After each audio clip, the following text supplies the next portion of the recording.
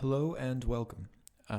Let's get started by getting into the meditation position, whatever that means for you, whether it means that you're going to be sitting in the cross-legged position, on a cushion, on a chair, standing, laying down, or perhaps even walking.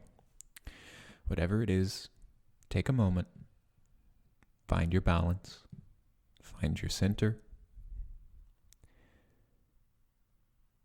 and bring the awareness forward.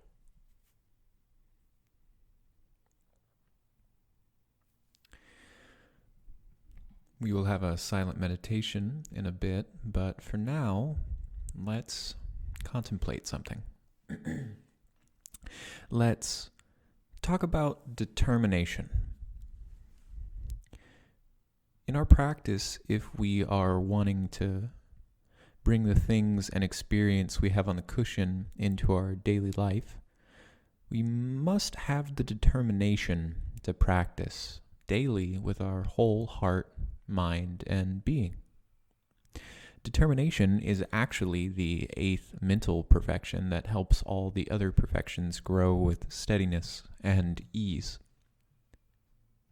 If we can develop and practice a real sense of determination in our meditation, then no matter what ails us, we will eventually be able to conquer it. It's the great thing about determination. It's like water against rock, or steel even. It will eventually cut through it. Determination helps us in fulfilling all of those other mental perfections. Its characteristic is an unwavering decision to practice meditation and practice with the Dharma. Determination's function is to overcome hesitation and the temptations that arise within us, whether that be to not practice, only half practice, or practice but with no devotion behind it. Its manifestation is unfaltering persistence in the task of going from this point that we now find ourselves in on the meditation cushion and in meditation to the next point wherever we find ourselves in our practice.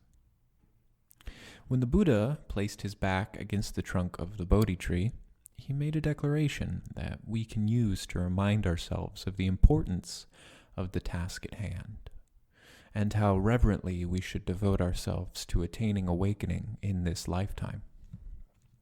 Buddha said, "Let just the blood and flesh of this body dry up, and let the skin and sinews fall from my bones. I will not leave this seat before attaining that absolute supreme enlightenment." He was so determined, he invincibly seated himself there, from which probably not even 100 earthquakes could have wavered him.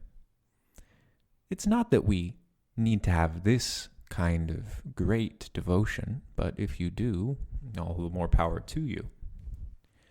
In our practice of meditation and practice with the Buddha Dharma, when we feel we have reached a limit or plateau, I think this is when our true effort of determination begins to kick in.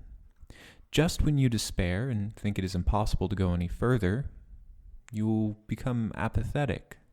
Or, if you have the necessary determination and effort, you continue to practice with an unyielding spirit and turn towards wisdom and insight.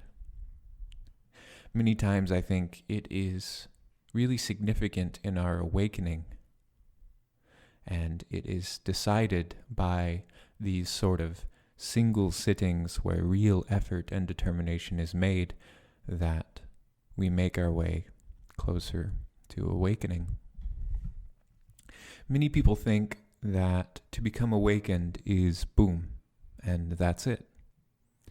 But they forget that after Buddha's awakening, he lived another 50 years, where he continued day after day to work with the Dharma and to be a part of his practice. I have always enjoyed the way Zen Master Dogen put it, that this everyday tea and rice is enlightenment itself. that our practice of day-to-day meditation is enlightenment itself, and is the encompassing nature of Buddhahood, and is Buddha nature itself, because we are sitting where a Buddha is sitting. So, let us sit with this, and find the spirit of determination that I know is within us. The spirit of determination that no matter what thoughts or feelings arise, we will notice them and we will return to the breath, or to the body, or to whatever focus you choose. A bell will ring at the end of this practice, followed by a short statement. You can continue to meditate after the bell if you wish. Let us begin.